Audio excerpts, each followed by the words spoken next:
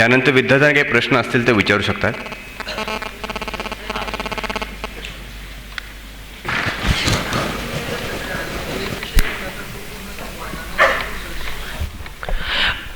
प्रत्येकाची विषयाची आपली तयारी करण्याची अभ्यासाची स्ट्रॅटेजी वेगवेगळी असते. ते इंडिव्हिज्युअली खूप व्हॅरी करतं, सब्जेक्टिव्ह खूप.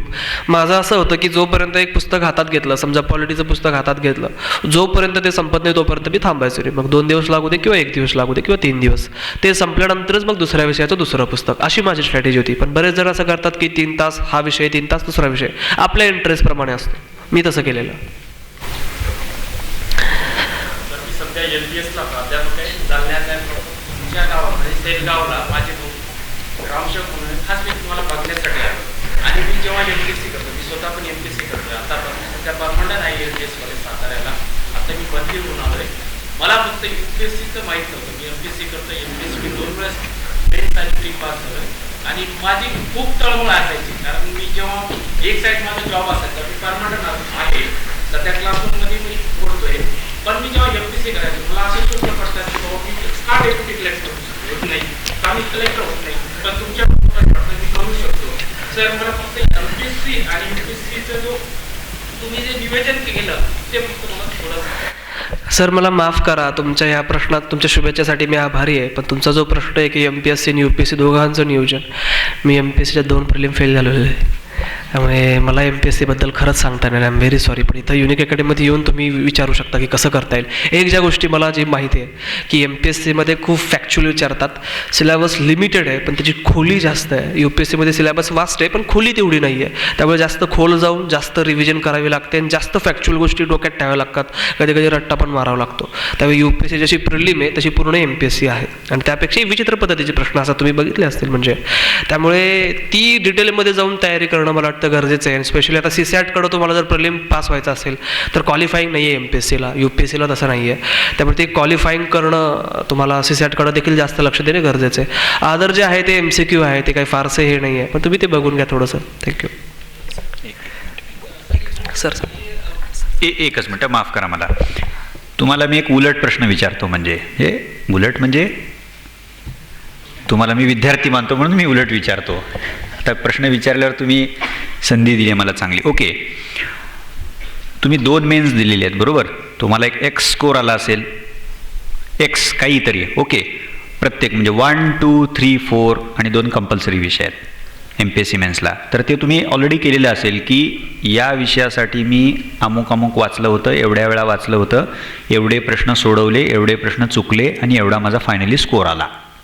अत्यंत बारकाने डिसेक्शन करतो की डॉक्टर, तसं डिसेक्शन करा या गोष्टीचं.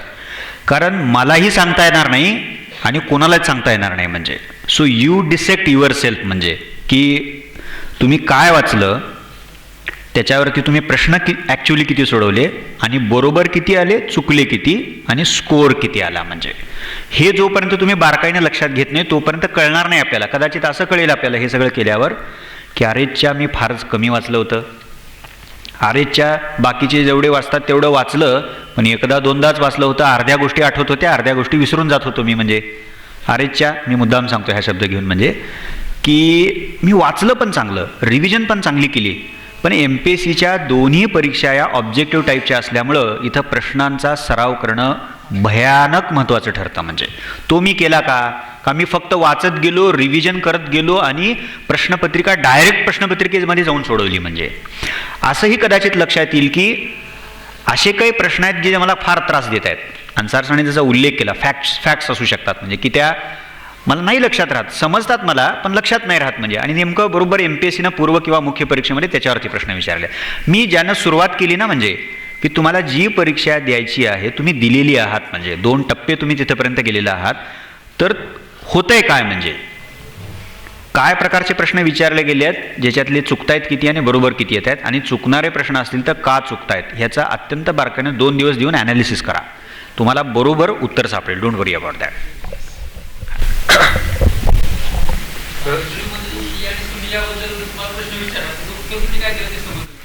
त्यांनी मला विचारलं होतं की तू शिया मुस्लिम आहेस का सुन्नी मुस्लिम आहेस, म्हणजे जसं हिंदू धर्माचे शैव आणि वैष्णव 2 पंथ आहेत ना, तसे यांचे आहेत.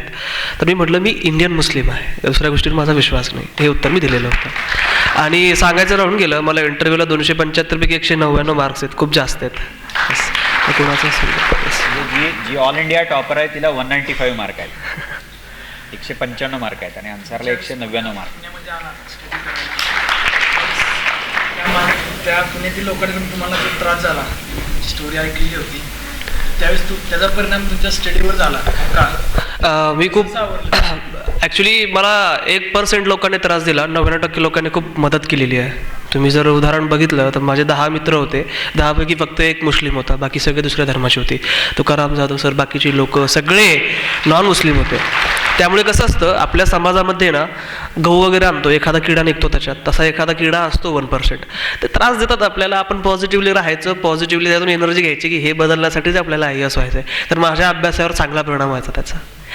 Yes yes, thank you.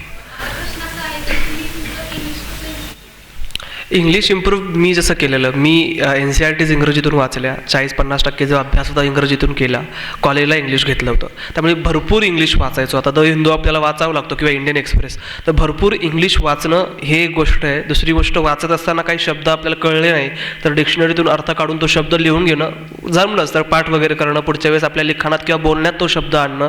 मित्रमैत्रिणीमध्ये आपण इंग्लिश बोलणं, म्हणजे इंग्लिश वाचणं, ते लिहिणं आणि बोलणं, ह्या 3 गोष्टी इंग्लिश येण्यासाठी गरजेच्या असतात. मी बऱ्यापैकी त्याच माध्यमातून माझं इंग्लिश इम्प्रूव्ह केलं होतं. तुमच्या UPSCच्या प्रवासामध्ये तुम्ही कोणत्या चुका केल्या आणि त्या इतरांनी करू नये? चुका भरपूर केल्या होत्या, पण चुकातून शिकत शिकत मला जी गोष्ट जाणवली, एक तर ही आहे की आता सध्या प्रॉब्लेम असा आहे, प्रॉब्लेम ऑफ प्लेंटी म्हणतात त्याला. आधीच्या काळात गायडन्स किंवा पुस्तकं कमी अवेलेबल असल्यामुळं लोकांची गोची व्हायची, मिळायचंच नाही वाचायला. आता जास्त झालं आहे, त्यामुळे कोणचं वाचायचं आणि काय वाचायचं याच्यामध्ये खूप फॉल्ट होतो आपला. त्यामुळे सिलेक्टिव्ह गोष्टी वाचणं गरजेचं असतं. आता माझ्याकडं ऑनलाईन 100 वेबसाईट आहे UPSCसाठी मार्गदर्शन करणाऱ्या ऑनलाईन वेबसाईट, त्या मी भरपूर चालल्या होत्या आणि त्यामध्ये माझा भरपूर वेळ गेलेला होता. नंतर कळलं की अरे याची गरज नाही, कारण दुसऱ्या वेबसाईटमध्ये पण तेच सांगितलं पण वेगळ्या शब्दात सांगितलेलं आहे. त्यामुळे आपण खूप सिलेक्टिव्ह असणं गरजेचं आहे. मग ते पुस्तकाची निवड करताना समजा इतिहास वाचतोय तर मॅक्सिमम 2 पुस्तकं, 3रं पुस्तक आपण घेऊ नये. त्यामुळे आपण सिलेक्टिव्ह पुस्तकं, क्वालिटीची पुस्तकं वाचली पाहिजे. ती चूक मी केली होती की जास्तीत जास्त पुस्तकं घेतली होती, नंतर ते फेकून टाकण्यात आली किंवा मित्राला देऊन टाकले मी. फॉर एक्झाम्पल इंडियन इकॉनॉमिक्सचं जे रमेश सिंगचं पुस्तक आहे, रद्दी पुस्तक आहे मला वाटतं, त्यामुळे मी एकदाच वाचलं, नंतर ते मित्राला देऊन टाकलं. 7 वेबसाईट फॉलो करायचं, त्यामध्ये भरपूर वेळ जायचो. नंतर मी 4 ते 5 वेबसाईट फॉलो करायच्या. माझ्या फेसबुक पेजवर मी त्या वेबसाईटची नावं टाकली. तेवढंच गरजेचं आहे. त्यामुळे सिलेक्टिव्ह असणं गरजेचं आहे. एवढी एक चूक सध्या आठवते, बाकीच्या चुका मला आता आठवत नाही ॲक्च्युली. माझा एक क्वेश्चन आहे, तुम्ही बोलला फॅमिली प्रॉब्लेम वगैरे असतात, तर माझं असं फॅमिली प्रॉब्लेम असतात, बाकीचं आपलं सोशल प्रॉब्लेम असतात, पण ते करून सुद्धा आपलं माझं ध्येय UPSC, तर ते ध्येय गाठण्यासाठी आपण आता वे चॉईस केला असतं, परंतु काय इकॉनॉमिक प्रॉब्लेम समजा किंवा बाकीचे प्रॉब्लेम येतात, ते प्रॉब्लेम सॉल्व्ह करून, आणि जर तुम्ही म्हणत असतं म्हणजे क्लास वगैरे लावणे हे इकॉनॉमिक प्रॉब्लेम जमत नाही, तर त्यासाठी कुठला वे चॉईस केला पाहिजे, आणि त्यासाठी जर स्टडी जरी केलं तरी किंवा वे कुठलं जर तुम्ही सांगता? पहिली गोष्ट तर अशी आहे की आपल्या आयुष्यात प्रॉब्लेम खूप असतात असे त्यांचं म्हणणं आहे, आणि त्या प्रॉब्लेम आल्यानंतर फायनान्शियल, इकॉनॉमिक, सोशल सगळे प्रॉब्लेम असतात, आणि ते प्रॉब्लेम फेस करून कसं करायचं हे खूप मोठी अडचण असते. मला असं वाटतं की त्या प्रॉब्लेम्सचा विचार न करणं हे एक सॉल्युशन आहे. आमच्या घरी नेहमी आईवडिलांची भांडणं व्हायची, पण मी त्यांना स्ट्रिक्टली सांगितलं होतं की 3 वर्ष मला घरात काय चाललं आहे ते सांगायचं नाही तुम्ही. त्यामुळे त्या वातावरणापासून, निगेटिव्ह इन्व्हायरमेंटपासून दूर होणं हे गरजेचं आहे. राहिलं फायनान्शियलचं, तर मी तुम्हाला सांगतो मार्ग कुठे ना कुठे सापडतो. कुणी ना कुणी जर आपण चांगले वागत असून, आता आपल्याला मदत करणारे लोक भेटतात. मला युनिकनेसचं 50% कन्सेशन दिलं, किंवा इंटरव्ह्यूला जाण्यासाठी मला एका व्यक्तीने 11,000 रुपये न मागता दिले होते इंटरव्ह्यूला जाण्यासाठी. आपण जर स्वतःला प्रूव्ह करत गेलो, आपण जर आपल्या मार्गावर राहिलो, आपण कष्ट केलं, गोष्टींचा बाऊ न करता आपण आपल्या ध्येयाकडे वळलो, तर मदत करणारे हात येतात. मी म्हटलं ना, मला 1.5 वर्ष मी रेंट न देता पुण्यात राहत होतो, तशी लोक मिळत जातात. त्यामुळे पॉझिटिव्ह राहणं खूप गरजेचं आहे, आणि त्याचा बाऊ करायचा नाही, त्याच्या डोक्यात विचारही आणायचा नाही की माझे हे प्रॉब्लेम आहे. त्याच्यापेक्षा जास्त प्रॉब्लेम दुसऱ्यांचे असतात. दुनिया में कितना गम है, मेरा कितना गम है, वगैरे वगैरे. त्यामुळे पॉझिटिव्ह राहून करा तुम्ही, होऊन जाईल. तर सर्वप्रथम तुमचं अभिनंदन एवढ्या कमी वयात IAS झाल्याबद्दल. तर तुम्ही जे आता तुमचा प्रवास सांगितला, तर काही दिवसापूर्वी स्वामी विवेकानंदांचं एक पुस्तक वाचण्यात आलं, तर त्यांनी असं मत मांडलेलं की प्रत्येक व्यक्ती आपल्या, तुम्ही सांगितलं ना की माझं नशीब वगैरे ह्याच्यावरती विश्वास नाही, कष्टावरती विश्वास आहे. तर सर त्यांनी असं मत त्यांनी पुस्तकात मांडलेलं आहे की प्रत्येक व्यक्तीला आपल्या कर्मानुसार समाजात एक स्थान प्राप्त होतं आणि जेवढ्या व्यक्ती ह्या विश्वामध्ये किंवा ह्या जगात उच्च पदावरती उच्च स्थानावरती गेलेल्या आहेत त्या व्यक्ती जर जाऊ शकतात तर तुम्ही कोणीही जाऊ शकतं, पहिली गोष्ट. आणि दुसरी गोष्ट म्हणजे त्यांनी ज्या अवस्थेतून प्रवास केलेला आहे तुम्हाला त्या अवस्थेतून प्रवास करायला लागेल. तर उच्च पदावरती जाणं किंवा तुमचं जे ध्येय असेल स्वप्न आहे चांगले, पण त्या स्वप्नाच्या दृष्टिकोनातून पोहोचण्यापर्यंत कोणत्या अवस्थेतून जायला लागेल. तुम्ही सांगितलेल्या या अवस्था आहेत तर त्याच्या व्यतिरिक्त आणि दुसऱ्या कोणत्या अवस्थेत वक्तशीरपणा असेल, अभ्यास करणं असेल किंवा पूर्वतयारी असेल. इव्हन तर आता अमेरिकेचे 200 वर्षांच्या इतिहासात पहिल्यांदा हिलरी क्लिंटन राष्ट्रपती होताना दिसत आहे, म्हणजे एक महिला राष्ट्रपती देखील होताना दिसते, म्हणजे अशक्य असं काही नाही आहे जगात. तर हा एक माझा प्रश्न आहे की ह्या अवस्था नक्की कोणत्या तुमच्या ध्येयावर लागण्यापर्यंत. आणि दुसरा प्रश्न असा आहे माझा की आता जे आंतरराष्ट्रीय स्तरावरती जे वातावरण चाललेलं आहे तर इंटरनॅशनल पॉलिटिक्सचा अभ्यास करताना कशा स्वरूपात करायचा. तुम्ही जे सांगितलं की यश मिळवण्यासाठी अजून कोणत्या कोणत्या अवस्थातून जावं लागतं, तर मला वाटतं त्याचं उत्तर तुम्हीच दिलेलं आहे. माझ्या स्पीचमधून ज्या गोष्टी मी सांगितल्या त्या वक्तशीरपणा आणि दैनंदिन जीवनामधले सगळी कौशल्य, म्हणजे एक चांगला नागरिक असणं, एक चांगला भाऊ असणं, एक चांगला मुलगा असणं, संविधानाला मानणं, अशा सगळी जी चांगल्या गोष्टी आहेत त्या चांगल्या गोष्टी असणं आपल्याकडं गरजेचं असतं. त्यामुळे ती एक भाग. दुसरं हे की आंतरराष्ट्रीय घडामोडीचा अभ्यास कसा करायचा. कुठलीही आंतरराष्ट्रीय घडामोड घडत असेल तर पहिला प्रश्न हा विचारायचा की याच्यामुळे भारतावर काय परिणाम होणार आहे. कारण जनरली तसंच विचारलं जातं, प्रश्नाचे स्वरूप तसे असतात की भारताशी लिंक करायचं पहिली गोष्ट. दुसरी गोष्ट ते का घडलं, त्याचे परिणाम काय होणार आहे, त्याची कारणं काय आहेत, त्याचे इफेक्ट्स काय आहेत, ह्या गोष्टीचा विचार करून त्या घडामोडीकडे आपण बघलं पाहिजे. आता ब्रेक्झिट झाल्यानंतर त्याची कारणं काय आहेत याच्यावर प्रश्न विचारला जाऊ शकतो. दुसरी गोष्ट भारतावर काय परिणाम होतील हा प्रश्न विचारला जाऊ शकतो. जगावर काय परिणाम होतील हा प्रश्न विचारला जाऊ शकतो. त्यामुळे व्हाय, का झालं, कसं झालं, कोणामुळं झालं आणि त्याचा काय परिणाम होतील हा अँगल ठेवून आणि भारताचे इंटरेस्ट ह्या गोष्टींना लिंक करून आपण आंतरराष्ट्रीय घडामोडींचा अभ्यास केला पाहिजे. जनरली सिरिया वगैरे असेल किंवा काही देश दररोज न्यूजमध्ये असतात, ते दररोज फॉलो करण्यापेक्षा एक ज्याच्या महत्त्वाच्या घटना आहेत त्या आपण ठेवल्या पाहिजे. म्हणजे सरसकट सगळ्या इंटरनॅशनल रिलेशनचा अभ्यास करणं शक्य नसतं. त्यामुळे थोडंसं सिलेक्टिव्ह राहून त्यातल्या महत्त्वाच्या गोष्टी कॅच करणं आणि भारताचा काय परिणाम होईल हे त्या याच्यामध्ये आलंच पाहिजे. म्हणजे असा अभ्यास मला वाटतं की इंटरनॅशनल रिलेशनचा करावा लागतो. येस, तुमचं अभिनंदन. प्रश्न माझा असा आहे की हे वय पराक्रमाचं आहे तसं प्रीतीचं आहे. मानसशास्त्राच्या दृष्टिकोनातून एक मी आपल्याला विचारू इच्छितो, हे वय पराक्रमाचं आहे तसं प्रीतीचं आहे.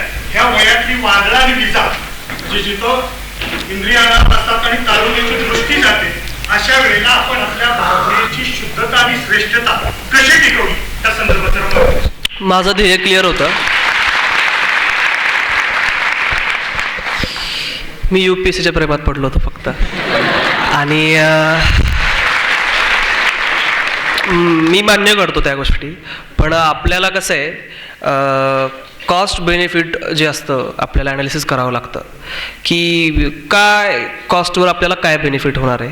जर मी ह्या गोष्टीकडे धावत असेल तर त्याने मला खरंच UPSC करता येणार आहे का, माझा चांगला अभ्यास होणार आहे का, ते जर होणार असेल तर आपण करायचं. कॉमन सेन्सचा पार्ट आहे की हे केल्याने मला काय मिळणार, मला माझा अभ्यास जे माझं प्रायमरी ध्येय आहे, जे माझं खरं प्रेम आहे ते जर गाठता येणार असेल तर मी ते करतो, त्याने जर होणार नसेल तर मी ते करणार नाही. हाच कॉमन सेन्स ठेवून मी केलेलं. दुसरी गोष्ट, पुण्यामध्ये सगळ्या गोष्टी अवेलेबल असतात, अट्रॅक्शन्स आणि डिस्ट्रॅक्शन्स खूप असतात. मग पुण्यामध्ये राहून कसं काय तुम्ही केलं, जर तुम्ही असं विचारलं तर माझ्यासाठी पुणे हे कधीच अट्रॅक्शन किंवा डिस्ट्रॅक्शन असणारं शहर नव्हतं. माझ्यासाठी ते शिक्षणाचं माहेरघर होतं आणि तीच दृष्टी ठेवून मी तिथं अभ्यास केलेला. सो मानसशास्त्राचाच पार्ट आहे. आपली मानसिकता, माइंडसेट जो असतो त्याच्यानुसार आपण घडत असतो. Thank you sir.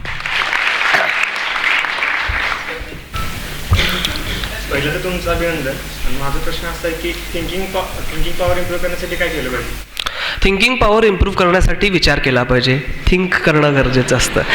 दॅट कम्स म्हणजे उदाहरणार्थ जोक पार्ट, तुम्ही समजा एखादी गोष्ट वाचली, तुम्ही एखादं एडिटोरियल वाचलं तर त्याच्यावर तुम्ही विचार करायचा की याचा परिणाम काय होणार, हे का घडतंय, हे योग्य आहे का, हे आपणच ॲनालिसिस करायचं. आणि ती क्षमता मग डेव्हलप होत जाते. तुम्ही NCERTची पुस्तकं वाचा, त्यामध्ये कार्टून्स असतात आणि ते कार्टून्सच प्रश्न विचारतात, मग हे असं का, ओके, ह्युमन ज्यावेळेस तुम्ही म्हणतो त्यावेळेस ह्युमनमध्ये तर मॅन येतो, ह्युमन काइंड. त्यावेळेस ते विचारतात की मॅन काइंड मग वुमेन काइंडचं काय, असे जे प्रश्न उपस्थित ते विचार करायला लावतात आपल्याला. त्यामुळे NCERTतून पण आपण विचार करायला शिकतो. थोडक्यात जे काही वाचतोय त्याला प्रश्न विचारणं म्हणजे आपले विचार विकसित करणं, आणि ते होतं, ती प्रोसेस आहे. 1 वर्ष जरी तुम्ही ते केलं तर ते थिंकिंग कॅपॅसिटी येऊन जाते आपल्यामध्ये. शेवटी आपण एक विचार करणारे प्राणी आहोत, त्यामुळे ते होतं, ते आपलं नेचरच आहे, पण आपण करत नाही त्यामुळे ते गंजतं, त्यामुळे ते प्रोसेसनं होईल. तर 4 महिन्यांपूर्वी आमच्या कॉलेजमध्ये एक सेमिनार झालं होतं.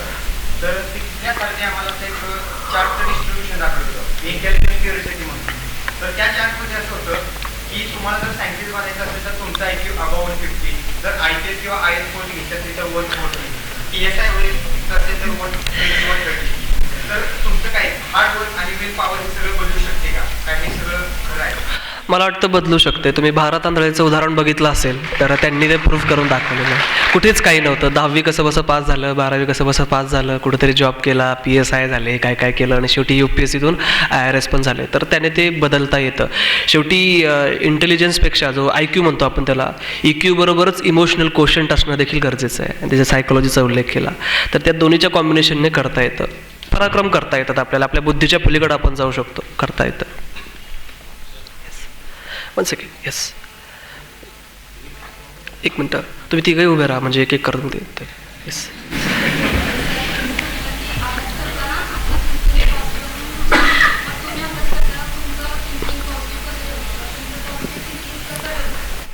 मी म्हटलं ना, माझ्या आयुष्यात प्रॉब्लेम्स खूप होते. मी तो प्रॉब्लेम्सचा विचार सोडला म्हणजे पॉझिटिव्ह विचार केला. की आपण जनरली काय होतं, प्रॉब्लेम काय असतो आपला पॉझिटिव्ह थिंकिंगचा, वाचताना बरंच आपल्या मनामध्ये विचार होतो की हे विचारणार आहे की नाही. इथून निगेटिव्हिटीची सुरुवात असते की अरे मी हे वाचतोय पण परीक्षेला विचारणार आहे की नाही. ती निगेटिव्ह नसली पाहिजे. तुम्ही जर तुम्हाला जॉग्राफी वाचत असाल, हिस्ट्री वाचत असाल, त्यावेळेस निगेटिव्हिटी ह्या प्रकारची अभ्यासात येते की हे विचारणार आहे की नाही आणि मला जमणार आहे की नाही. जमणार आहे हा विश्वास पाहिजेच. म्हणजे माझं नाही झालं तर कसं होईल असा जर विचार केला तर UPSC सोडलेलं बरं. त्यामुळे ती एक गोष्ट मनातून काढली पाहिजे की माझं होणार आहे किंवा नाही, माझं 100% होणार आहे, मी करणारच आहे, हा विश्वास. दुसरी गोष्ट, वाचताना येणार आहे की नाही याचा विचार करायचा नाही. तुम्ही जर हिस्ट्री वाचत असाल तर परीक्षेला विचारणार आहे म्हणून अभ्यास करू नका. तुम्हाला देशाचा जगाचा इतिहास समजणार आहे, तुम्ही एक ज्ञानी व्यक्ती होणार आहात, ह्या दृष्टीने अभ्यास केला पाहिजे. जॉग्राफीचे तसंच, इकॉनॉमीचे तसंच. त्यामुळे परीक्षेला विचारणार आहे की नाही हा विचार ठेवून न अभ्यास करता मला ज्ञान मिळणार आहे म्हणून अभ्यास करणं गरजेचं असतं.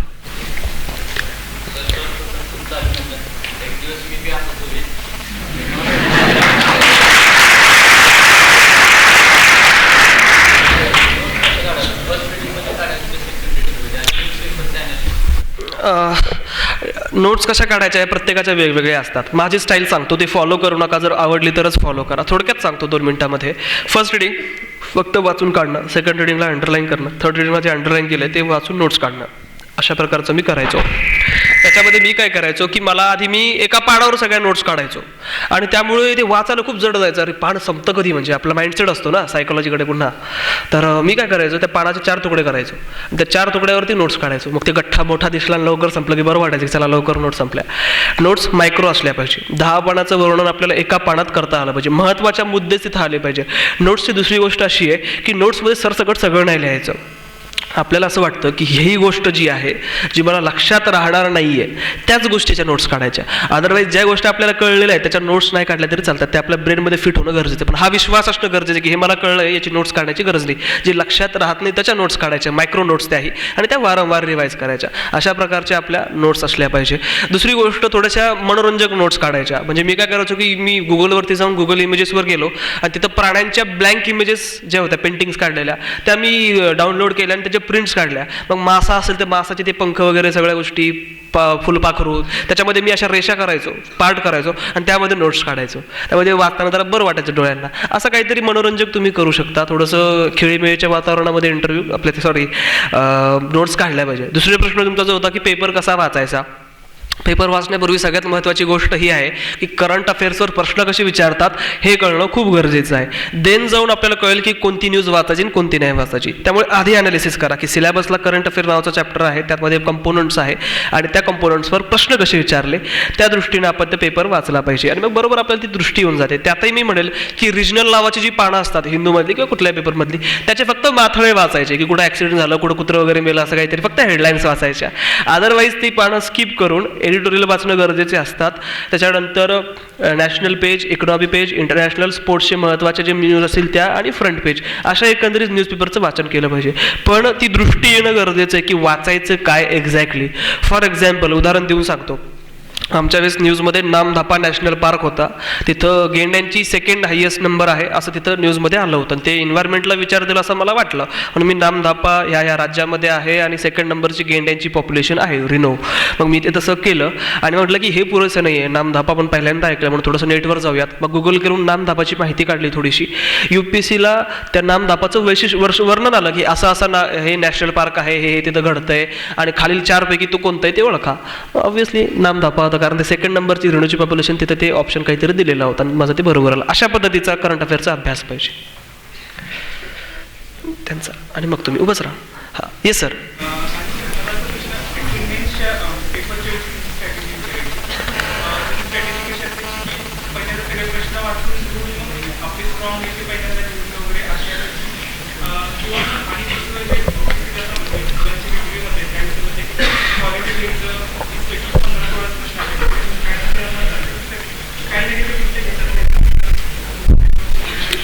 हां, मेन्सचे पेपर सोडण्याची माझी स्ट्रॅटेजी काय होती. माझी स्ट्रॅटेजी बेसिकली आधी तर पहिल्या प्रश्नापासून सुरुवात करायची, कारण सगळे प्रश्न वाचायला बोंबलायला आपल्याकडे वेळ नसतो. त्यामुळे पहिला जो प्रश्न आहे तिथून सुरुवात करायची आणि मग वाचत वाचत जायचं. समजा पहिलाच प्रश्न असा असेल की कळत नाही, मग दुसऱ्यावर जायचं, मग दुसरा लिहायचा, मग तिसरा नाही कळला की चौथ्यावर जायचं. असं मी करायचं. म्हणजे जसं जसं आपल्याला येईल तसं करायचं. म्हणजे आधीच मी 20चे 20 प्रश्न कधीच वाचायचो नाही, कारण नंतर ते जरा 20 पैकी आपल्याला खूप कमी सोडवता असेल तर त्याच्या पुढच्या पेपरवरती परिणाम होतो. त्यामुळे निगेटिव्हिटी येऊ शकते की अरे 20 पैकी फक्त 5-6 येतात, बाकीचं कसं व्हायचं. त्यामुळे त्याच्याकडे मी जायचोच नाही. मी पहिल्या प्रश्नापासून सुरुवात करायचो. पेपर लिहिताना महत्त्वाची गोष्ट ही असते की प्रश्नामध्ये विचारलेलं काय ते कळणं खूप गरजेचं आहे. त्यामध्ये स्पेशली डिस्कस करा असं असतं, कॉमेंट करा असं असतं, इव्हॅल्युएट करा, क्रिटिकली इव्हॅल्युएट करा, क्रिटिकली कॉमेंट करा, क्रिटिकली अनालाइज करा. त्याचा अर्थ कळला पाहिजे आणि त्या अर्थानुसार आपले पृष्ठ उत्तर निघालं पाहिजे. बऱ्याचदा असं असतं की प्रश्नामध्येच उत्तर दडलेलं असतं, ते शोधणं आणि ते कळणं आपल्याला खूप गरजेचं असतं. म्हणजे मी जसं म्हटलं की UPSC कळणंच मुळात गरजेचं आहे. त्याच्यावरून मुख्य परीक्षेला उत्तर कशी लिहायची ते कळतात आपल्याला. आणि शेवटी असं असतं की आपल्याला स्वतःचं ओपिनियन देणं गरजेचं असतं. त्यामुळे जनरली कन्क्लुजनमध्ये एक आशावादी स्वतःचं मत मांडलं तर कधीही मला वाटतं की अर्धा पाऊण मार्क जास्त मिळू शकतो. ते एक. दुसरी गोष्ट जी होती की उत्तरं किती क्वालिटीची वगैरे लिहायची. मला असं वाटतं की जेवढी चांगली लिहिता येतील तेवढी सगळीच चांगली लिहिली पाहिजे. आणि त्यात जर एखादं उत्तर असं असेल की त्याचं उत्तर येतच नाही, मग ती थोडीशी क्वालिटी तिथं आपला अभ्यास कमी असल्यामुळे डाऊन झाली तरी चालते. पण असा फॉर्म्युला नाही आहे की 15 सगळ्यात बेस्ट लिहायची, 3 ॲव्हरेज आणि 2 सगळ्यात खराब, असं काही नाही आहे. जेवढी सगळ्यात चांगली लिहिता येतील तेवढं चांगलं लिखाण केलं पाहिजे. येस, इथं कोणीतरी. येस,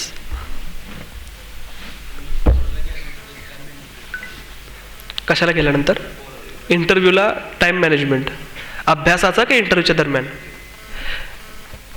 म्हणजे मी इंटरव्ह्यूच्या आतमध्ये गेल्यानंतर टाईम मॅनेजमेंट, त्याच्यात टाईम मॅनेजमेंटचं काहीच नाही. प्रश्न विचारला आणि उत्तर दिलं असंच काहीतरी असतं. अभ्यास कसा केला इंटरव्ह्यूचा असं म्हणायचं आहे का. जसा ऑलरेडी केला होता तसाच. म्हणजे टाईम मॅनेजमेंट मला भरपूर वेळ मिळालेला होता इंटरव्ह्यूच्या तयारीसाठी. त्यामुळे मी 8-10 तास अभ्यास करायचो, नेटवरून सर्फिंग वगैरे करायचो. जे प्रश्न विचारले जाऊ शकतात ते प्रश्न मी तयार केले होते, सरांनी सांगितलं होतं. प्रश्नांची मी चांगली उत्तर कशी देऊ शकतो त्याचा मी विचार केला होता आणि अभ्यास केला होता.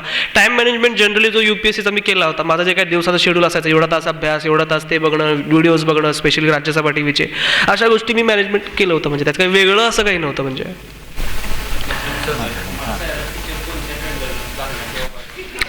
त्याच्यावरती बोलू आपण, मला आवडलं. आपण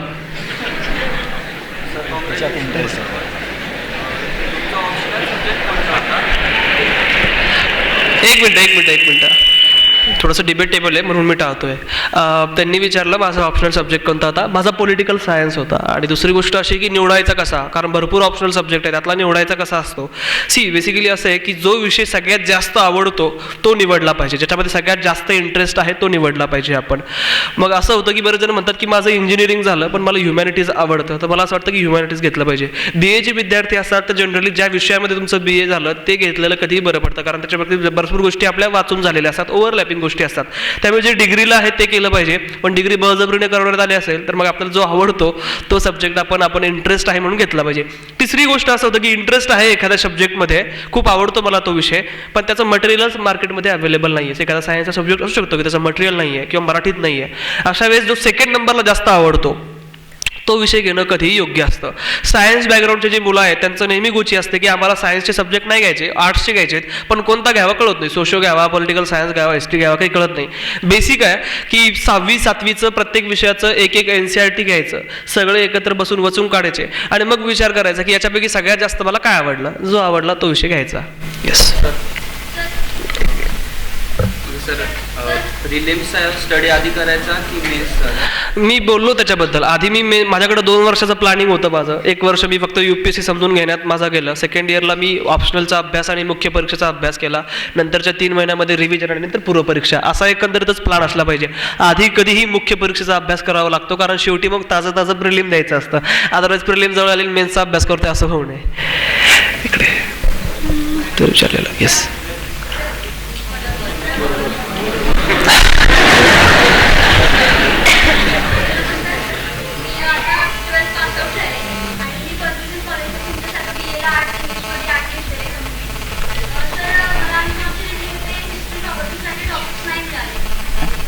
विषय नाही मिळाला.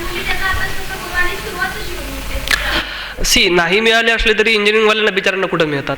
त्यामुळे आपण काय करायचं की जे NCERTs आहे तिथून वाचन सुरुवात करायचं. बेसिक करणं खूप गरजेचं आहे. नंतरची जी रेफरन्स बुक्स आहेत ती माझ्या IAS अन्सार शेख नावाचं पेज आहे, तिथं मी पुस्तकांची लिस्ट टाकलेली आहे. ते रेफरन्स बुक्स घ्या, पण त्याच्या आधी NCERTs पासून सुरुवात करणं कधीही बेटर आहे. आणि फर्स्ट इयरला आहात तुम्ही तर ॲनालिसिस करा, पेपर कसे विचारतात, सिलेबस काय आहे, मागच्या वर्षी कसे पेपर आले होते.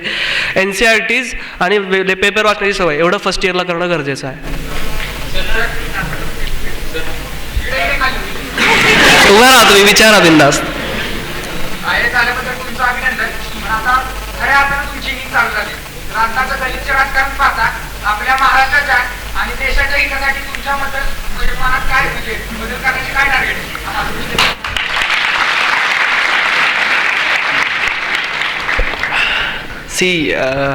पॉलिटिक्स खूप चांगली गोष्ट आहे, कारण मी पॉलिटिकल सायन्स शिकलो आहे. इथून सुरुवात, कारण पॉलिटिक्सला नाव ठेवून चालत नाही. आज आपलं दैनंदिन जीवन सगळं ॲफेक्टेड होतं ते पॉलिटिक्समुळं. त्यामुळे पॉलिटिक्स खूप चांगली गोष्ट आहे. ही दुसरी गोष्ट, डर्टी पॉलिटिक्स कुठंतरी काही पर्सेंटमध्ये आपल्या देशामध्ये आहे. त्याचा विचार न करता मला काय करायचं आहे, माझ्यासमोरचं काय, हे माझ्या उत्तरामध्ये सांगितलं होतं. मला विचारलं की तू IAS झाल्यानंतर तुझ्या जिल्ह्याचे प्रश्न असतील, प्रायोरिटीज काय देशील, 4 गोष्टीच्या काय महत्त्वाच्या तुला वाटतात की आपल्या देशासमोर करणं गरजेचं आहे, तेच मी इथं सांगतो. एक, मला असं वाटतं रुरल डेव्हलपमेंटची आपल्याला गरज आहे, ग्रामीण भागाचा विकास. कारण मी त्यांना म्हटलं की खरा भारत ग्रामीण भागात राहतो आणि शहर आणि ग्रामीण भाग यामध्ये खूप मोठी दरी आहे. ती भरून काढण्यासाठी ब्युरोक्रेसीचा खूप मोठा रोल असतो, कारण भरपूर स्कीम्स आपल्याकडे सुरू असतात ग्रामीण भागाच्या विकासासाठी, ते पोहोचत नाही दुर्दैवानं. तर ग्रामीण भागाचा विकास ही एक गोष्ट. त्यात सगळ्या गोष्टी म्हणजे पिण्याचं पाणी, इलेक्ट्रिसिटी, रोड, सगळ्या गोष्टीचं काम करायचं. दुसरं जे आहे ते विमेन एम्पॉवरमेंट, स्त्री सक्षमीकरण. कारण 50% पॉप्युलेशनचा जो भाग आहे तो मागास राहता चालला नाही, म्हणजे स्त्री, शूद्र, अतिशूद्र आपण त्यांना बोललं जातं.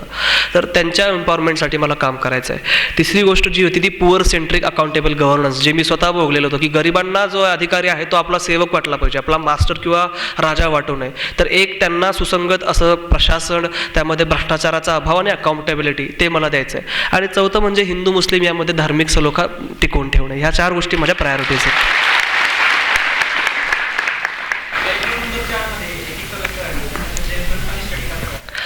त्याच्या संदर्भातली माहिती माझ्या फेसबुकवरती टाकली आहे. How to prepare for ethics, ते वाचून घ्या प्लीज. एक्झॅक्टली, ते विकिपीडियावरून वगैरे करायचं, मी त्याच्यावर सगळं डिटेलमध्ये मांडलं आहे. प्लीज तेवढं बघून घ्या, इथं रिपिटेशन केलं तर वेळ जाईल. सर, मी युनिकचं एक्झिबिशन होतं पुण्याला 5 तारखेला. विश्वास नागरी पाटलांचं म्हणजे विश्वास एक पुस्तक मी घेतलं. पुस्तक वाचताना मला त्याची स्फूर्ती भेटली. तर तुमची कहाणी त्यांच्यापेक्षा वेगळी आहे आणि चांगली आहे. तुम्ही ते पुस्तक प्रकाशित करू शकता का? आम्हाला जरी त्याचा फायदा नाही झाला तरी आमच्या मागच्या पेजला स्टडीबरोबर स्फूर्ती महत्त्वाची आहे. माझं मला वाटतं ह्या वर्षातच हिंदी, उर्दू, इंग्लिश आणि मराठी या 4 लँग्वेजमध्ये माझं आत्मचरित्र येते. मे बी ते मी लिहिणं चालू आहे, त्याच्यावरती काम येऊन जाईल. कुठेतरी विचारलं. येस सर, तुम्ही UPSC करत असताना तुमच्या डोळ्यासमोर कोणाचा आदर्श ठेवून?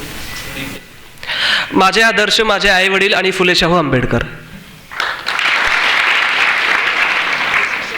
तुम्ही मुस्लिम समाजात जे शिक्षण असते ते पण घेतले का? असे प्रश्न प्लीज विचारू नका, UPSC संदर्भातलेच विचारा. म्हणजे धार्मिक शिक्षण, धर्माचा अभ्यास नव्हता केला मी, पण धर्माचा इतिहासाच्या दृष्टीने अभ्यास केला होता इंटरव्ह्यूसाठी. पण धार्मिक शिक्षण काय व्हायचं की मी लहानपणी मशिदीमध्ये जायचो आणि मी हुशार होतो खूप, मला नमाज वगैरे येतं बऱ्यापैकी. ते आमच्या इकडं एक मौलाना आले आणि त्यांनी खूप मारला मला एकदा. त्याची एवढी भीती बसली की नंतर मी गेलोच नाही म्हणजे ते शिक्षणासाठी. त्यामुळे मला ते खूप कमी झालं म्हणजे माझ्याकडून. UPSCचे प्रश्न विचारा प्लीज.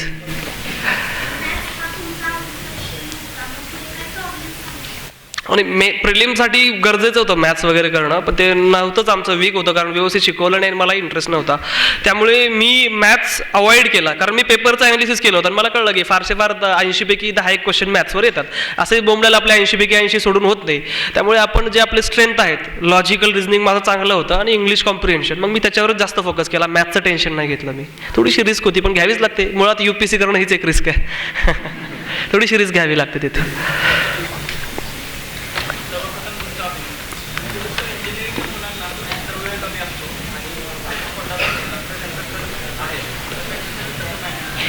नाही, इंजिनिअरिंगच्या मुलांचं नेहमी असं असतं की 4 वर्ष मिळतात, त्यामध्ये तुमचं प्रोजेक्ट, प्रॅक्टिकल्स वगैरे, कॉलेज वगैरे करून जेवढा वेळ मिळेल तुम्हाला, वेगळा वेळ मिळेल सगळं अभ्यास करून इंजिनिअरिंगचा, तो वेळ पूर्णपणे तुम्ही टाईम मॅनेजमेंट करून UPSCसाठी दिला पाहिजे.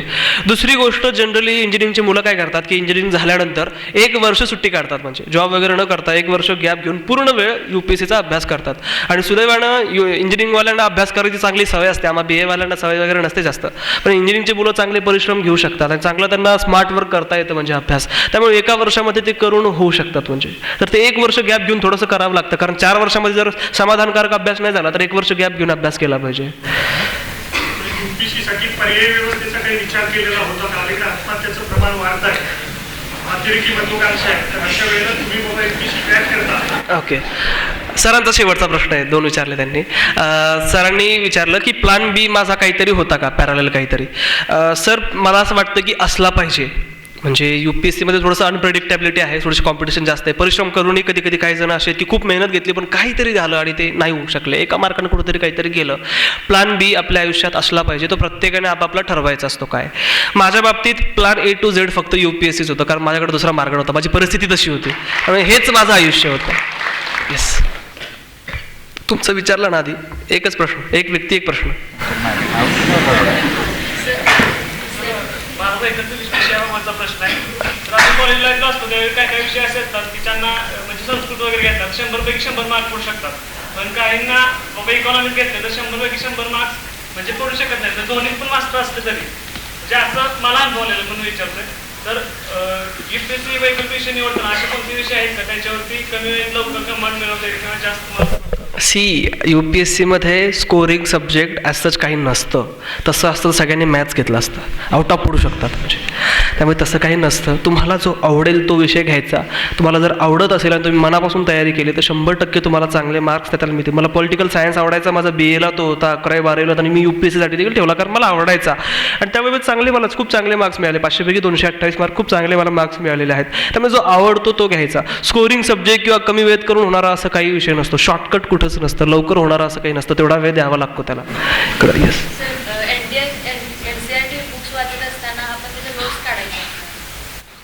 काढाव्या लागतात. ज्या गोष्टी आपल्याला लक्षात राहणार नाहीये किंवा आपल्याला असं वाटतं की ही खूप महत्त्वाची फॅक्ट आहे आणि आपल्या ती लक्षात राहणार नाही, त्यावेळेस आपल्याला त्याच्या नोट्स काढल्याच पाहिजे. प्रत्येकाच्या नोट्स आपण काढल्याच पाहिजे. जनरली सगळ्या पुस्तकांच्या नोट्स निघाल्या पाहिजे.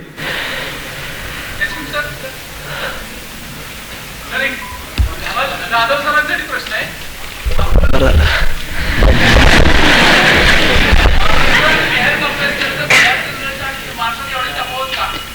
कोणी सांगितले तुम्हाला ही तफावत? सांगा, बिहारबद्दल काय माहिती आहे तुम्हाला?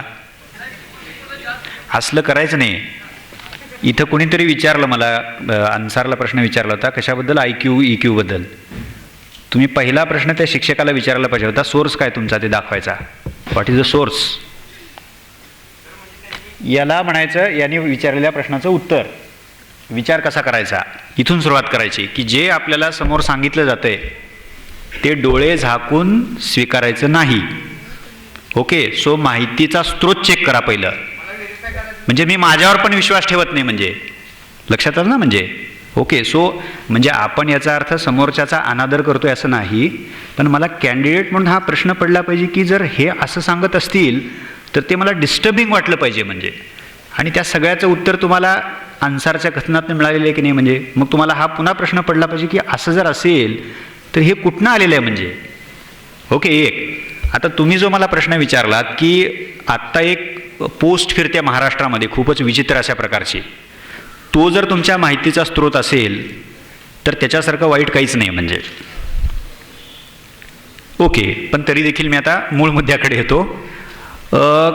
एक काळ असा होता की होय बरोबर आहे, म्हणजे की नॉर्थ इंडियन्स जी आहेत तर त्यांचं प्रमाण हे मोठं होतं, अजूनही तुम्हाला तुलनात्मकरित्या तसं दिसेल. पण म्हणजे त्याची अनेक कारणं आहेत, म्हणजे एक कारण नाही आहे त्याचं. म्हणजे एक तर खूपच म्हणजे इतक्या अर्लियर लेवलवरती ते ठरवतात की आम्हाला सिव्हिल सर्व्हिसची तयारी करायची आहे. म्हणजे अर्लियर म्हणजे किती, तर 7वी 8वीपासूनच ठरवतात ते. म्हणजे दुसरी गोष्ट, आणि मग त्या दृष्टिकोनातनं पुढं तयारी करणं वगैरे वगैरे हा भाग आला.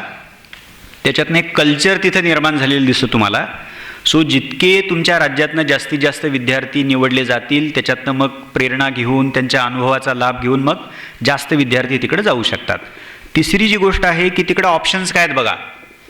तिथं असं विनोदाने असं म्हणतात की मुझे एक तो DM बनना है, नाही तो मैं खेती करूंगा. म्हणजे दुसरं काहीच नाही ना. म्हणजे options, in terms of options. आता महाराष्ट्राकडे या. महाराष्ट्रामध्ये तुम्हाला सिच्युएशन असे दिसेल की ऑप्शन्स प्रचंड प्रमाणामध्ये आहेत आपल्याकडं. सो किती विद्यार्थी सिव्हिल सर्व्हिसकडे वळतात हे जर तुम्ही बघितलं तर तुम्हाला त्याचं उत्तर मिळेल म्हणजे. ओके, दुसरी गोष्ट आपल्याकडं, आता हे पुन्हा अजून 7-8 वर्षापूर्वीची गोष्ट आहे. म्हणजे गेल्या 4-5 वर्षामध्ये ट्रेमेंडस बदल त्याच्यामध्ये झालेला आहे.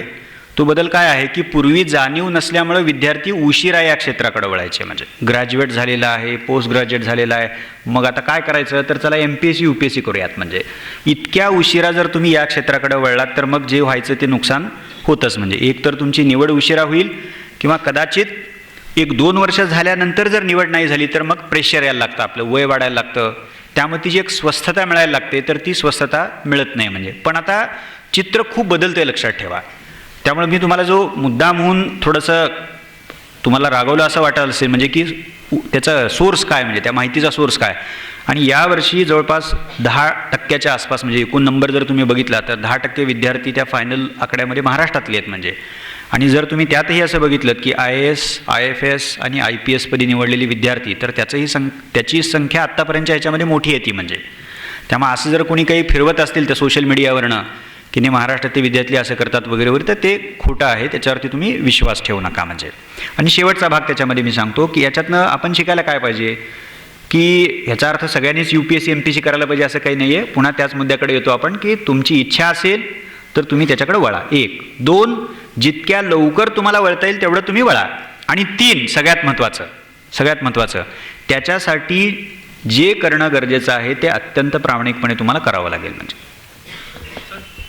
म्हणजे ह्याच्यात काहीतरी आपल्याकडच्या विद्यार्थ्यांमध्ये टॅलेंट कमी आहे वगैरे वगैरे असा काही भाग नाही आहे. म्हणजे सर माझा दादा प्रश्न, जर जी मुलं क्लास 3 म्हणून सिलेक्ट झालेली आहेत आणि जे आता सध्या जॉब करतायत तर त्यांच्यासाठी पार्ट टाइम जॉब जे करतायत त्यांच्यासाठी तर तुम्ही कसं मार्गदर्शन करा की जॉब करून आपल्याला हे टार्गेट पूर्ण करता येतं? नाही, येस, नाही. एक प्रश्न कोणीतरी विचारला होता अन्सारचा आणि त्याला उत्तर पण दिलेलं आहे. मी काय म्हणेन की तुम्हाला जॉब करून किती वेळ रोज मिळतोय. म्हणजे साधारणतः नो म्हणजे मी आपलं क्लॅरिफिकेशन देतो. म्हणजे तुम्हाला प्रश्न नाही विचारला मी. म्हणजे तर मी कॅन्डिडेट आहे, मी जॉब करतोय, मला किती वेळ मिळतोय रोज? 4 तास से फॉर एक्झाम्पल, किंवा 5 तास.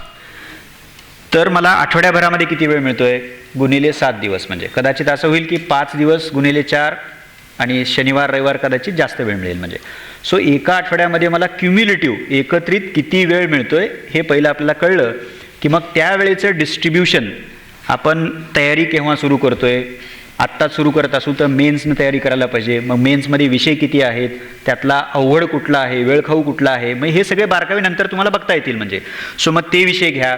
मग कदाचित असं होईल की त्या 5 तासामध्ये विभागणी न करता किंवा 4 तासामध्ये विभागणी न करता, म्हणजे 2 तास हे 2 तास ते असं रोज न करता तुम्ही असं म्हणू शकता की चला 3 दिवस एक विषय, 3 दिवस दुसरा विषय, कदाचित 2 दिवस. म्हणजे कम्फर्ट हा तुमचा असेल. म्हणजे कारण मला म्हणजे मी हे नाही सांगू शकत की तुम्ही कुठल्या विषयामध्ये जरा चांगलं तुम्ही केलेलं आहे, कुठला विषय तुम्हाला डिफिकल्ट वाटतो, कुठल्या विषयाचे रेफरन्सेस किती आपल्याला वाचावे लागतात, हे एकदा बारकाईनं आपण बघितलं की तुम्हाला उपलब्ध असलेल्या मिळणाऱ्या वेळेचं टाइम टेबल तुम्हाला व्यवस्थित करता येऊ शकतं. आणि त्याच्याही पुढची मी गोष्ट सांगतो की असं काही नाही ना त्याच्यामध्ये की तुम्ही विशिष्ट पद्धतीनंच करायला पाहिजे. मॉडेल्स लक्षावधी आहेत, लक्षात ठेवा. आणि ते मॉडेल तुमचं स्वतःचं असलं पाहिजे. काय होईल की पहिल्या आठवड्यामध्ये मी 3-3 दिवस विभागून अभ्यास केला आणि नजर ठेवायची, की होते का व्यवस्थित. आणि जर तुम्हाला असं लक्षात आलं की नाही नाही मला जेवढं अपेक्षित होतं तेवढं होत नाही म्हणजे मग थोडासा बदल करा पुढच्या आठवड्यामध्ये. पुन्हा बघा होतंय का, गाडी रुळावर आली की काम संपलं म्हणजे मग ते कंटिन्यू करायचं म्हणजे. सो तुम्ही जे करताय जे काय ठरवल्यावरती त्याच्यावरती रोज नजर ठेवावीच लागेल. म्हणजे स्वतःला स्वस्थ सोडायचं नाही अजिबात म्हणजे.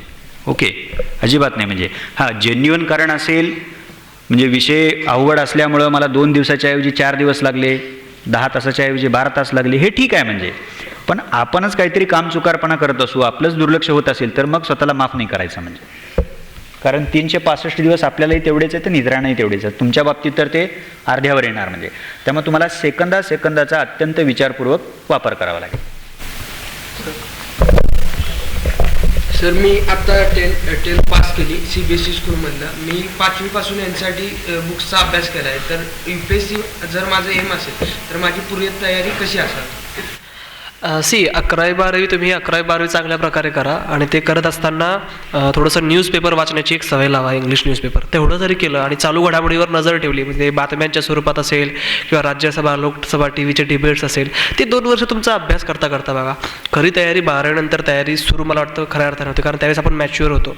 मग फर्स्ट इयरची तयारी की UPSC समजून घेणं, NCERTची पुस्तकं चांगल्या प्रकारे वाचून UPSCच्या दृष्टीनं त्याच्या नोट्स काढणं, UPSCमध्ये कसे प्रश्न विचारतात ह्या गोष्टीचं ॲनालिसिस करणं, करंट अफेअरची एखादी मॅगझिन चालणं, 1 वर्षात तेवढं केलं तरी खूप आहे. सेकंड इयरला मग एखादा क्लास वगैरे जॉईन करून आपण 6 महिन्यामध्ये ऑप्शनलची तयारी, पुढल्या 6 महिन्यामध्ये मुख्य परीक्षेची तयारी, पुढच्या वर्षी 3ऱ्या वर्षी 3 महिने त्याची रिव्हिजन. जसं मी केलं, माझा प्लॅन सांगतो, मला वाटतं तो प्लॅन व्यवस्थित 3 वर्षात बसू शकतो. 3 महिन्यामध्ये जे सगळं काही केलेलं आहे त्याचं रिव्हिजन आणि पुढच्या 9 महिन्यामध्ये पूर्व परीक्षेची तयारी, असं एकंदरीत जर्नी असली पाहिजे माझ्या मते. आणि माझं म्हणणं आहे की मी आता 11वी-12वीसाठी बेसिक नॉलेज वाढवायसाठी कुठली साईट प्रेफर करू? मी वेबसाईट जर म्हटलं तर राज्यसभा TVचे यूट्यूबचे व्हिडिओज बघायचे. बेसिकसाठी मृणाल.org नावाची एक वेबसाईट आहे आणि IAS बाबा. त्यात side okay, I thought website. Side तुम्ही म्हणता तुम्हाला आवडेल ती, जी आवडेल ती. म्हणजे असं काही वे नाही की आर्ट्स घेतलं तरच होतं, कारण आर्ट्सवाले एक्सेप्शनली सापडतात, पण आर्ट्स घेतल्यामुळे होणार नाही असं काही नाही आहे. जी आवडती ती साईड घ्यायची, जी आवडेल ती, जी आवडत असेल ती. Being an IAS officer, I want to ask you one question that if म्हणजे समजा इथून पुढे सगळ्यांनी शिक्षण घेऊन नोकरी करायची ठरवली, म्हणजे हायेस्ट ऑफिसर ठरवलं, तर शेतीचं प्रमाण कमी झालं तर भारतात पुढे किती प्रॉब्लेम येईल? टाळ्या वाजवू नका, प्रश्नामध्ये खूप मोठा प्रॉब्लेम आहे. 2, 1 IAS ऑफिसर नाही, मी IAS आहे. IAS आहे म्हणजे ती दहशतवादी संघटना आहे, विनाकारण वेगळा अर्थ जाईल. आमच्या गावाकडच्या लोकांनी म्हटलं तुम्ही सर IAS झाला त्याबद्दल तुमचं अभिनंदन. म्हटलं दाऊद इब्राहिमच्या गँगमध्ये बसवलं बघा ठेवून लोकांना. दुसरी गोष्ट जोक अपार्ट, आपण कशाबद्दल बोलत होतो, शेतकऱ्याचं. IAS होणं हे प्रत्येकाचं इंडिव्हिज्युअल ध्येय असलं पाहिजे, ते आपलं आपलं ठरवायचं. मी म्हणत नाही सगळे IAS व्हा म्हणून, मी कुठं म्हटलो, माझं ध्येय होतं, मी कंप्लीट केलं, तुम्ही करायचं म्हणून इथे आलेले आहात, त्यामुळे तुम्ही तुमचं ध्येय ठरवून करा. दुसरी गोष्ट, शेतीवरती प्रचंड बर्डन आहे, छुपी बेरोजगारी आपण त्याला म्हणतो. जिथं एका माणसानं काम करणं गरजेचं आहे तिथं बोंबल्याला 4 लोक काम करतात. जिथं एकाच माणसाचं काम आहे खरं म्हणजे. शेतीवरचं उलट बर्डन कमी करणं गरजेचं आहे आपल्याला, त्याच्याबद्दल चर्चा सुरू आहे, त्यामुळे त्याचा तुम्ही अभ्यास करा. ही 2 प्रॉब्लेमॅटिक गोष्टी आहे.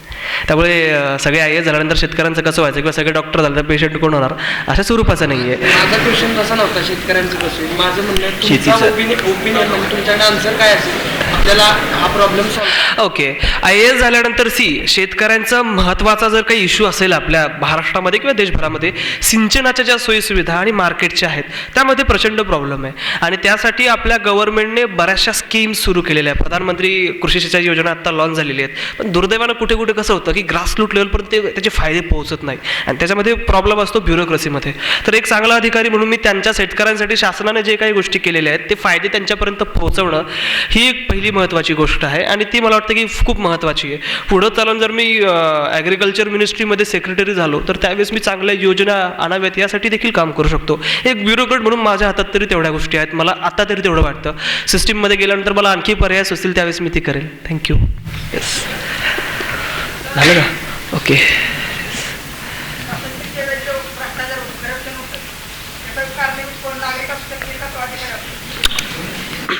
दोघेही असतात.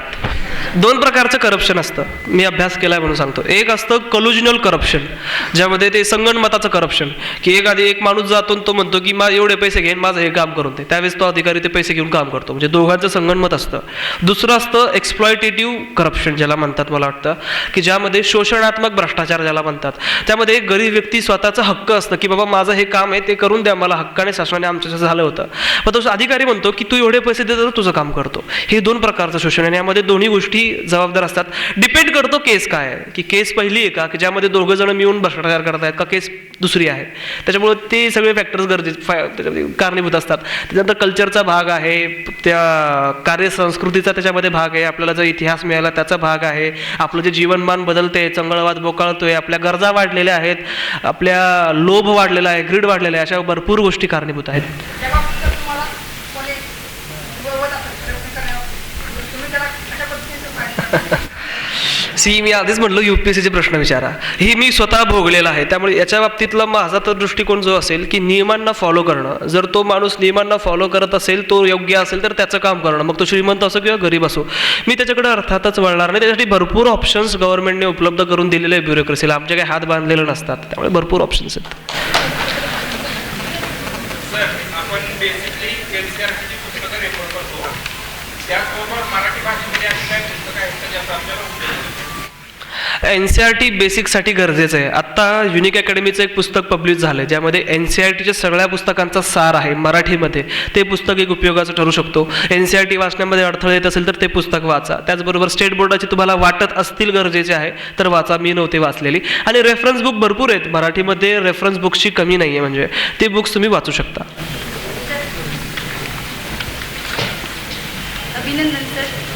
आता हा तुमचा मॉक इंटरव्ह्यूपासून मला वाटतंय 10 आणि ते मेन इंटरव्ह्यू आणि हा एक इंटरव्ह्यू झाल्यासारखा असेल. सॉरी, माझा एकच क्वेश्चन आहे सर. आपण आपल्याकडे पेपरमध्ये इश्यूज असतात किंवा रिअल लाईफमध्ये एखादा इश्यू असतो. आता आम्ही ट्रॅव्हलिंग वगैरे करतो किंवा गावामधून वगैरे वेगवेगळे इश्यूज समोर येतात, किंवा इतिहास वाचत असताना सुद्धा तुम्हाला जाणवत असेल इतिहासामध्ये काही बरेच इश्यू झालेले असतात. तर त्याच्यामध्ये तुमच्यामध्ये अशी तीव्रता जाणवली की तुम्ही फक्त अभ्यास म्हणून त्या गोष्टीकडे पाहता? नाही, आपण खरं म्हणजे त्याच्यातून एनर्जी घ्यायची असते. मी जसं म्हटलं ना की आपण जे काही वाचतो, आपण इतिहास वाचत असो, त्यांचं असं म्हणणं आहे की आपण इतिहास वाचायला बसलो तर आपल्याला काही प्रश्न दिसतात आणि आपली चिडचिड होते, बघ आपण कसं करायचं, हे चुकीचं घडलं इतिहासामध्ये असं आपल्याला वाटतं.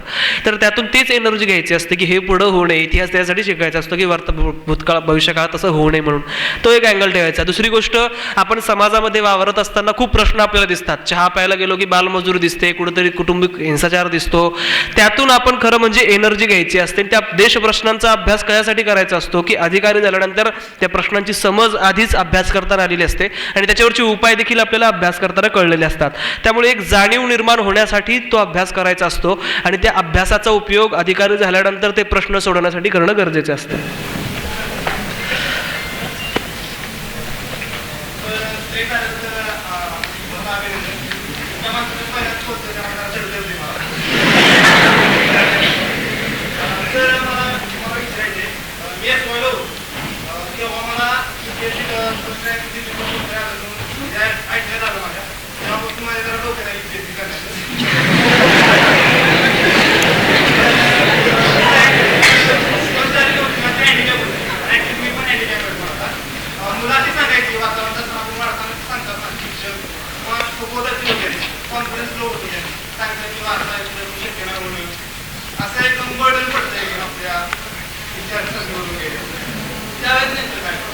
नाही, मी माझ्या भाषणामध्ये त्याचा उल्लेख केलेलाच आहे की निगेटिव्हिटी भरपूर आहे.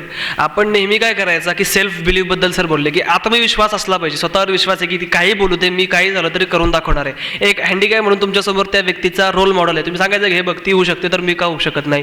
ही एक गोष्ट आहे, सेल्फ बिलीव्ह नावाची ती गोष्ट. आणि सेल्फ मोटिवेशन ज्याबद्दल मी बोललो की स्वतःचं मोटिवेशन असलं पाहिजे.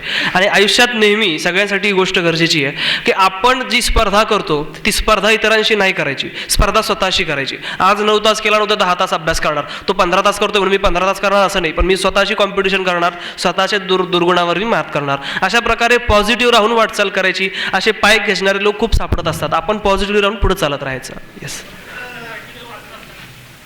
एक प्रश्न प्लीज, एकच प्रश्न. एक झाला तुमचा विचारून. प्लीज सगळ्यांना संधी मिळायला हवी.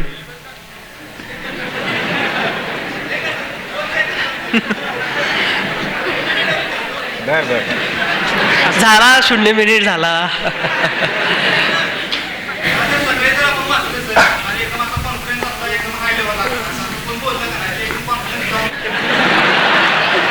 नाही ना, मी तेच आता मग त्याच्या वेळेस काय करायचं माहिती आहे का, असं जर असला फ्रस्ट्रेशन आलं ना, आपल्याला कॉन्फिडन्स लो झाला ना, 2 गोष्टी करायच्या. एक, मी जसं बोललो की आपलं ध्येय आठवायचं, की यांना बोलू दे काय करायचं, मला अधिकारी झाल्यानंतर काय करायचं ते आठवायचं, माझे ध्येय काय, का मला व्हायचंय ते मोटिवेट करेल. दुसरी गोष्ट, हॉबीज कशाला आहे, मग बोंबलायला थोडी यायचं आहे. कुणीतरी असं म्हटलं टेन्शन आलं की जाऊन इन्स्पिरेशनल मूवी बघून यायचा.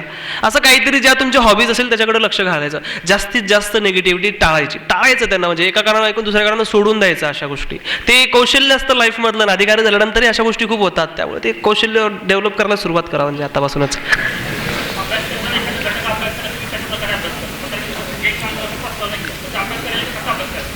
नाही, अभ्यास करताना हाच की UPSC मध्ये याची गरज काय आहे, UPSCने हा सिलेबसला टॉपिक का ठेवला आहे आणि कशा प्रकारचा प्रश्न विचारला जाऊ शकतो हा अँगल ठेवून, आणि दुसरी गोष्ट मला ती प्रस्तावना चांगल्या प्रकारे समजणार आहे, ह्या 2 अँगलने अभ्यास करायचा. की एक्झामला जर आलं तर याच्यावरती कशा प्रकारचा प्रश्न येऊ शकतो ह्या अँगलने एक अभ्यास, आणि दुसरी गोष्ट ती प्रस्तावना मला कळली पाहिजे, मला एक नागरिक म्हणून मला ते आलं पाहिजे. ह्या 2 अँगलने आपण अभ्यास केला पाहिजे, म्हणजे परीक्षेचा पण आणि ज्ञानाचा पण.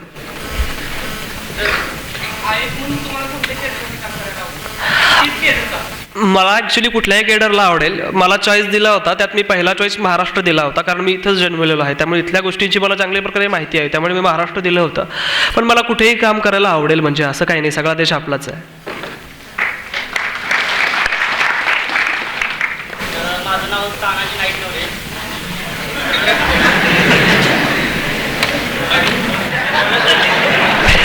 प्लीज.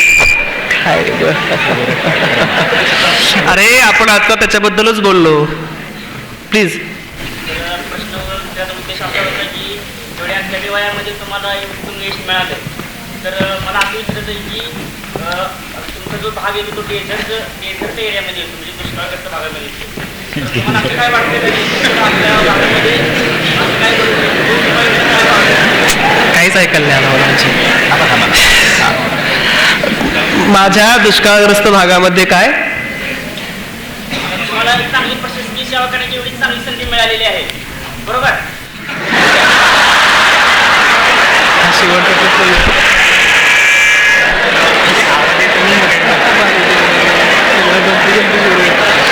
त्याच्या कार्यक्रमात मोटिवेशन राहून जायचं.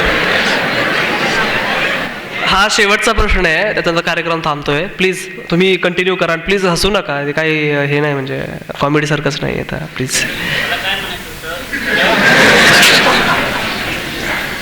तर कमी वयामध्ये तुम्हाला एवढे चांगले उत्तम यश मिळाले, तर तुमचं जे स्थलांतर झालं पुणे मुंबईमध्ये किंवा आताही त्या भागात जर असं म्हणजे मेट्रो सिटीकडे स्थलांतर होत आहे, तर ते होऊ नये, किंवा आपला म्हणजे तो दुष्काळग्रस्त भाग पूर्णपणे आहे, तर तो पूर्णपणे डेझर्ट मुक्त करण्यासाठी किंवा त्यासाठी ठोस उपाययोजना, आता तुम्ही एक चांगले उत्तम म्हणजे असं IAS पद मिळवलेलं आहे, तर तुमच्या हातामध्ये जेवढी पॉवर आहे तर तुम्ही असं म्हणजे असं कुठलं तुम्ही जास्त निर्णय तुम्ही घेऊ शकता, किंवा असं तुमचे पुढचं फ्युचर जगण्याचं काय केलं की जेणेकरून तो जालना जिल्हा किंवा जळगावचा आहे. दुष्काळाचं कसं आहे की त्याला भौगोलिक कारणं जास्त आहे. रेन शॅडो झोनमध्ये तुम्ही भूगोल अभ्यासला असेल ना, तर आमचा जालना जो येतो रेन शॅडो झोनमध्ये येतो, त्यामुळे मुळातच निसर्गामुळे आमच्याकडं पाऊस कमी मिळतो. त्यातल्या त्यात एक ब्युरोक्रेट म्हणून माझी भूमिका काय असेल की रेन वॉटर हार्वेस्टिंगसाठी किंवा वॉटर कन्झर्वेशनसाठी शासनाने ज्या योजना केल्या आहेत त्या जरी मी त्याची चांगली प्रकारे अंमलबजावणी केली तर बऱ्यापैकी तो प्रश्न सुटू शकतो. आणि राहिला तो भाग मायग्रेशनचा, तर त्यासाठी तेच आहे की मायग्रेशन शहराकडे काय करतात की तिकडं बऱ्याचशा गोष्टी अवेलेबल असतात, त्या गोष्टी जर आपण ग्रामीण भागामध्ये करून दिल्या तर मला वाटतं की ते मायग्रेशन जे आहे ते थांबू शकतं. आणि आपल्याकडं शासनाने त्याच्या योजना पण सुरू केलेल्या आहे. आदर्श ग्राम योजना म्हणा किंवा पुरा नावाची एक योजना मध्यंतरी आली होती, तर त्याच्या माध्यमातून चांगली इम्प्लिमेंटेशन करून ते थांबवता येऊ शकतं. म्हणजे हा शेवटचा प्रश्न सर.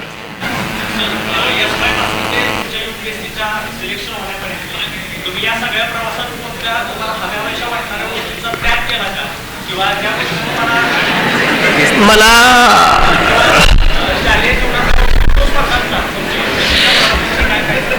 मी अवॉइड काय केलं, जे UPSCला गरजेचं नाहीये, सीट प्लीज, ज्या UPSCला गोष्टी करणं गरजेचे नाहीयेत मी त्या नाही केल्या. उदाहरणार्थ लग्न समारंभ अटेंड करणं गरजेचे नव्हते, किंवा कुठेतरी मित्रांसोबत पार्ट्या वगैरे करायला जाणं गरजेचं नव्हतं, मूवीज मला आवडायचे त्यातून शिकायला मिळायचं, मी त्या गोष्टी करायचो. ज्या गोष्टी आपल्या एक्झामिनेशनसाठी फायदेशीर नाहीयेत त्या सगळ्या गोष्टी अवॉइड करायच्या. मग प्रत्येकाची लिस्ट व्हॅरी करते. मला एखादी गोष्ट वाटेल की गरजेची नाहीये पण तुम्हाला वाटेल की गरजेची, ती तुम्ही केली पाहिजे. तर त्या अर्थानं आपली लिस्ट बनवा की डूज अँड डोंट्स, की हे करायचं आणि ते नाही करायचं, ती लिस्ट बनवा ते नाही करायचं. तसंच मी केलेलं होतं, त्याचे एक उदाहरण मी दिलं. आणि सेकंड जो तुमचा प्रश्न होता, व्हॉट वॉज वक्तृत्व स्पर्धा. मला इंटरव्ह्यूला मला म्हणजे एकतर बोलण्याची धाडस आलं, स्टेजवरती राहून मी बोलू शकतो ते धाडस आलं. इंटरव्ह्यूला झाल्यानंतर मी फारसा घाबरलेलो नव्हतो, म्हणजे लोकांना जिंकता येण्याचे एक ते थोडंसं कौशल्य आलं होतं की प्रभावीपणे आपलं उत्तर कसं मांडायचं. त्याचा फायदा मला इंटरव्ह्यूला झाला. दुसरी गोष्ट, त्या वक्तृत्व स्पर्धाच्या निमित्तानं मी भरपूर वाचायचो त्या टॉपिकसाठी, आणि त्यामुळे माझी थोडंसं मुख्य परीक्षेसाठी त्याला एक थोडीशी बैठक, वैचारिक बैठक ते लहानपणापासूनच मिळत गेली होती. धन्यवाद सर. हे घ्या, ठीक आहे, हे घ्या. शेवटच विचारायला हवा, जर समजा मी माझं मित्र आहे, माझं वय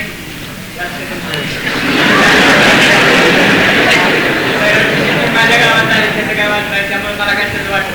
पण जर समजा या पहिल्या अटेम्प्टमध्ये जर तुम्हाला अपयश आलं असतं तर तुमची स्थिती म्हणजे सरांची बघण्याची तुमच्याकडची आणि घरच्यांची दृष्टी, हे तुमच्या बघण्याची दृष्टी जर तुमच्याकडे आली आहे अपयश, तर तुमच्या अभ्यासासाठी त्याचा काय परिणाम झाला असता का? मी माझ्या उत्तरामध्ये सांगितलेलं आहे की माझ्या आयुष्यामध्ये जेवढे अडथळे आणि ऑब्स्टॅकल्स आले, जेवढे अपयश आले, त्यातून एनर्जी घेऊन मी पुढंच चाललेलो आहे. अपयश फक्त अकॅडमिक नसतं, पास आणि नापास एवढं अपयश नसतं, दुसऱ्याही आपल्या दैनंदिन जीवनामधल्या बऱ्याचशा गोष्टीमध्ये आपल्याला अपयश असतं. असे बरेचसे अपयश मी भोगलेले होते, त्यामुळे मी त्याचं खचून जायचो नाहीच कधी. आपल्याला म्हणतात ना अपयशानं खचून जायचं नाही, ते मी जगायचो. त्यातून खचून न जाता अजून चांगल्या प्रकारे तयारी कशी करता येईल याचा मी प्रयत्न करायचो. त्यामध्ये मी MPSCची पूर्वपरीक्षा पहिल्यांदाच फेल झालो होतो, आणि मग माझ्या मनामध्ये विचार आला की बोंबलायला MPSC प्री फेल झालो, UPSCचं कसं व्हायचं. म्हटलं की नाही, MPSC नाही झालो ना, आपण UPSC करून दाखवायचं. आणि मग मी त्यातून एनर्जी घेऊन ते पुढे मार्गक्रमण केलं. तेच असतं अपयशातून, यश हे यशच असतं, त्याचं उलट विरुद्धार्थी शब्द म्हणून अपयश आहे. त्यामुळे अपयश नावाची गोष्ट नसते. अपयश जरी आलं तरी ते एक प्रकारचं यश असतं. त्यातून एक धडा घ्यायचा आणि त्या धड्यावरती जे काही आपल्या त्रुटी असतील त्याच्यावर काम करून तो एक्सपिरियन्स घेऊन आपण त्या चुका टाळायच्या आणि पुढे मार्गक्रमण करायचं पॉझिटिव्ह राहून. धन्यवाद सर.